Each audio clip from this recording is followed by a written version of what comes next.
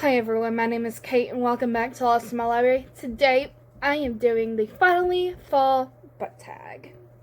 So I am wearing some burnt orange color because, it's fall, it's spooky time.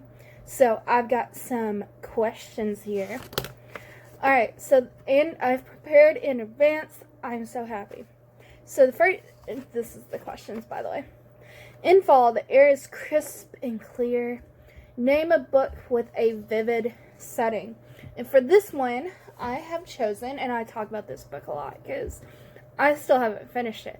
But, holy crap, Cold Hard Canyon by Clive Barker is so vivid. He is so descriptive. And you can feel the Hollywood setting. It's creepy. It's a lot of ghosts, a lot of cult stuff. Oh, it draws you into this, you can't help but be drawn to the house and all the creepy stuff that is happening within the story.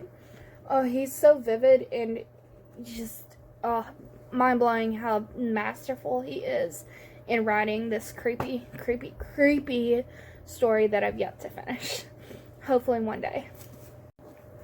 Number 2 is Nature is Beautiful, but Also Dying.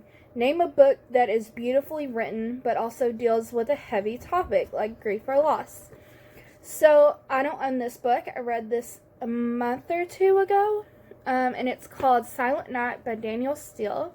And it is a story about this woman and who her sister and her niece gets into a car wreck, and she is left in charge of this child who was an actress and who is now dealing with some heavy brain damage.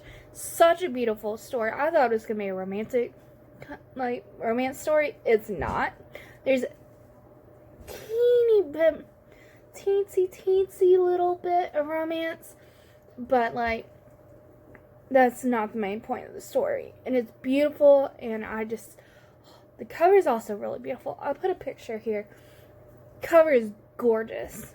So I highly recommend reading the story, and I'd like to read more Danielle Steel, considering now I know it's not all trash.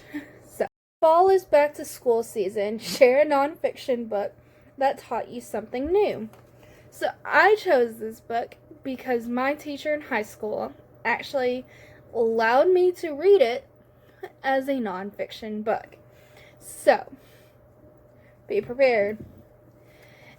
It's Batman and Philosophy. And I'm holding it upside down. Batman and Philosophy. It's a really strange book.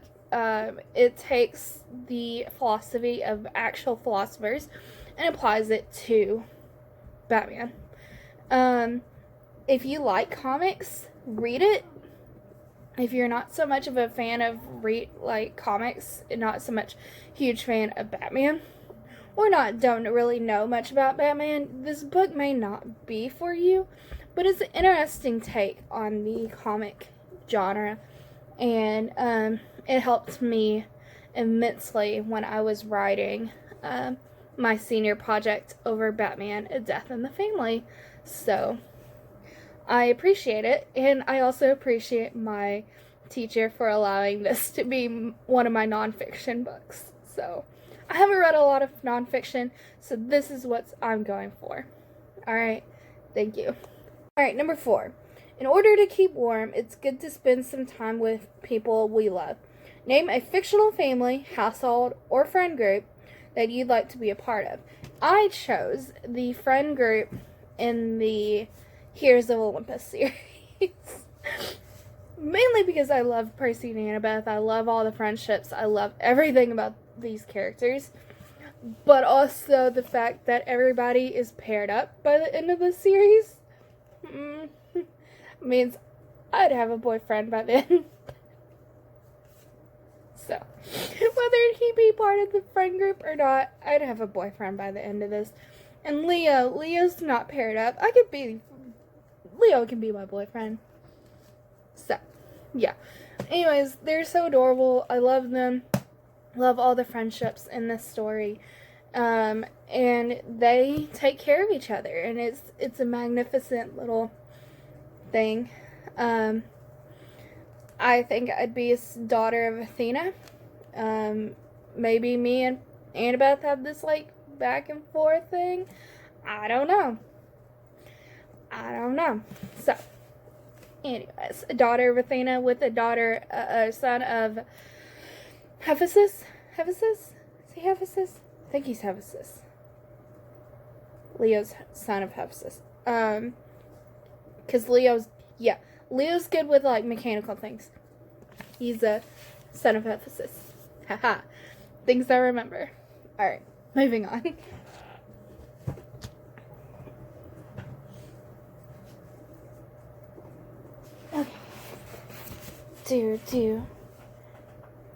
So number 5 says the colorful leaves are piling up on the ground. Shows a pile of fall colored spines. Okay, so I have a pile here. I have Sea Monsters by Rick Riordan. Awesome. I was just looking at another book by him. Why can't I ever remember things? I don't know. Anyways. Then I have The Inferno by Dante Alighieri. It's kind of like it's fall-ish. It's not really, but it kind of is. And then we have Burn Palace by Stephen Dobbins. This is another one I started, but I have not finished. And then I've got 2 Agatha Christie novels. I have The Crooked House by Agatha Christie. And I have The Last Seance, which is a spooky collection of short stories by Agatha. So, of course, it's fall and looking very nice. Storytelling by The Fireside. Share a book wherein somebody is telling a story. Well, I chose Jane Eyre by Charlotte Bronte. Just finished it like yesterday. This whole story is about Jane telling her life story, basically. And she addresses the reader a lot, so it's basically like she's telling us her life story. So this whole book is someone telling a story. So there you go. It's decent. I gave it 3.5 stars. It's not my favorite thing, but you know, it is what it is. Next one, The Nights Are Getting Darker. Share a dark, creepy read. And I chose The Hounds of the Baskervilles by Arthur Conan Doyle. You can't really read it because the glare is real here, people. I really enjoyed it. It's one of his creepier novels, Sherlock Holmes novels. And it's all about ghosts, kind of, like spooky, scary stuff at a mansion. So I recommend this. It's really good. Especially like the show.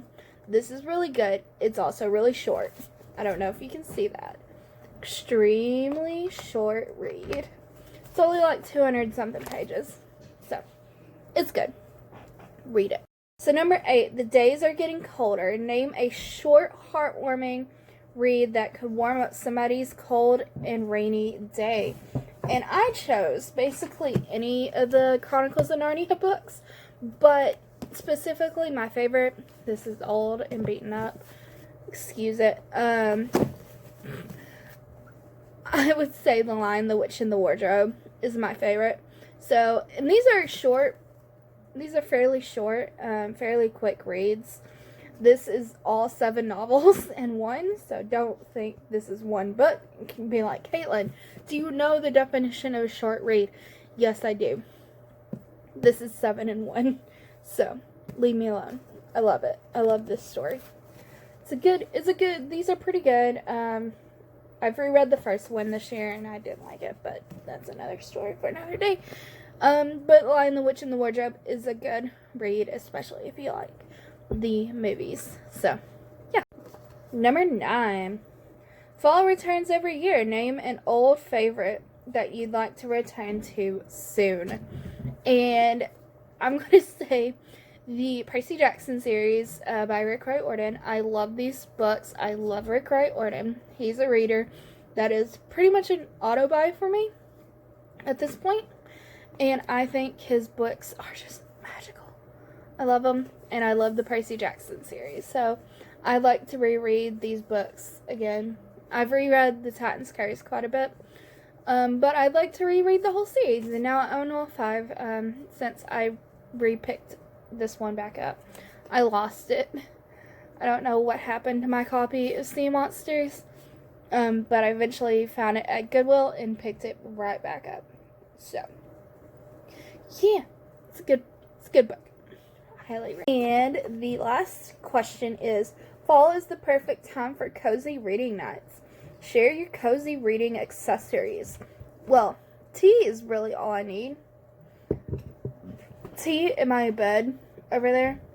I'd rather not show you my bed, but I have like this back pillow thing that's really nice and fluffy, and like a blanket. That's all I need is my back pillow and a blanket. I have this really nice quilt on there right now that I'm using, and I'm really liking it. So yeah, you kind of can see it. There's a quilt right there, but you can't see my back pillow because it's on the far wall. But that's all I need for a nice cozy reading. And that is it for the Finally Fall book tag. I hope you enjoyed. The last question was to tag someone in it. I tag everyone that hasn't done this, so go for it if you want to do it. Read or do this thing. I don't know, guys. Anyways, if you liked, leave a like, comment, subscribe, all that fun YouTube stuff. And I'll see you in the next one. Bye.